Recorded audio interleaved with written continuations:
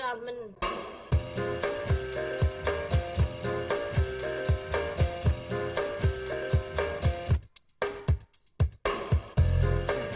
n'aurez probablement pas le temps, madame, monsieur, de lire tous les articles concernant la vie culturelle de ce pays. Mais Patrice Romnel, lui, l'a fait. Donc ça tombe très bien. Et même que ça s'appelle une revue de presse. Allons-y. Et je suis tombé sur un certain Jacques Volcouve dans les pages culturelles du Parisien. C'est le spécialiste français des Beatles qui a décidé de se séparer de sa collection.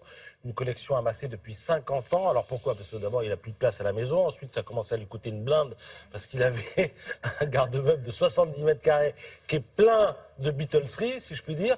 Donc ça fait 332 lots qui seront mis en vente samedi chez Drouot et sur le site internet de Drouot. Alors, parmi ces objets, il y a par exemple cette lettre de compliment que lui a envoyé George Harrison en 1976. Il dit « Je l'ai ouverte, le cœur battant, les mains tremblantes ». Vous pensez, George Harrison qui vous écrit à l'époque en 1976 Si, comment je comprends ça. C'est comme Jean Servat quand il serre la main de Mylène de Mongeau. Voilà. C'est pareil, c'est ou le de cœur Brigitte battant. Bardot. Oui. En fait, il avait sollicité George Harrison pour son magazine, parce que Volcouve avait un magazine, et l'autre l'avait ensuite félicité pour son travail par lettre. Donc la lettre est aux enchères. Il y a aussi, vous le voyez à droite, ce qu'on appelle le 45 tours jambon beurre. C'est-à-dire, il se moque de nous, là.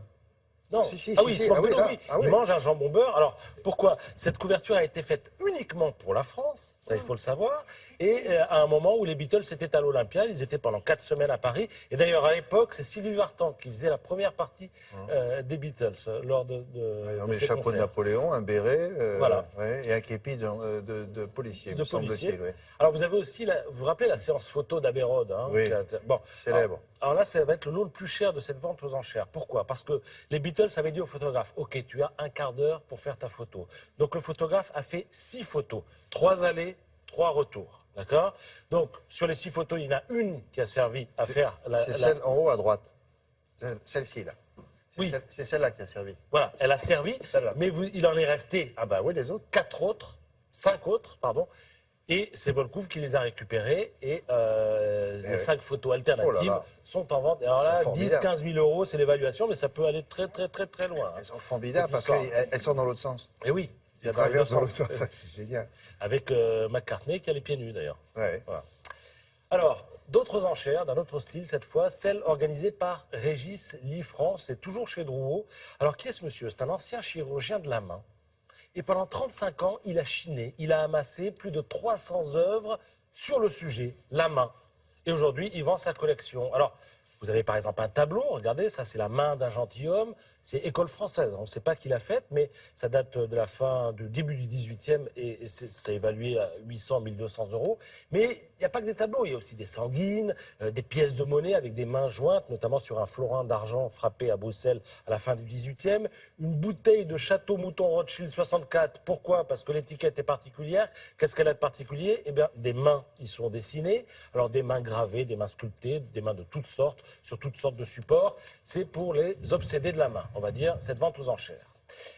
Le 16e prix Presse Club Humour et Politique. La deuxième sélection de la catégorie tweet politique. Parce que vous avez les déclarations des politiques, mais vous avez aussi les tweets des politiques. Alors la présélection comprend Marion Maréchal Le Pen, députée et conseillère régionale de Provence-Alpes-Côte d'Azur. Alors qu'a-t-elle tweeté? Elle a tweeté ceci: Bayrou, Robert Hugues Delanoë, Macron s'engage dans le recyclage. Également cité Bruno Retailleau, sénateur de la Vendée. C'est l'actuel bras droit, on va dire, de François Fillon. On ne va pas laisser aller la campagne au rythme des révélations mensongères du canard enchaîné. Je demande aux journalistes d'arrêter et de rentrer chez eux et de se saborder, de faire leur boulot, etc. Deux tweets que le jury a souhaité aussi remettre en perspective compte tenu de l'actualité récente. Alors, François Bayrou, mon soutien à Alain Juppé est à 1000% sincère. 100% aurait suffi, mais là, 1000%, il est passé chez Macron. Et puis alors, bon, la fameuse phrase peut pas ne pas retenir, François Fillon, candidat à la présidentielle, ça c'était au mois d'août dernier, fin août, le 29. Moi, si j'étais mis en examen, je ne serais pas candidat à l'élection présidentielle. Question de morale. Est-ce que vous pensez que quand on leur remettra le prix, ils vont venir le chercher? Écoutez, en général, ils sont plutôt de bonne composition. Et le maire qu'il avait eu l'an dernier était venu, avait fait un discours inoubliable, alors qu'il avait quand même dit une grosse bêtise, du style « mon intelligence est un obstacle ». Ah oui, c'est ça, je me souviens très bien. Mais il avait fait un très bon discours.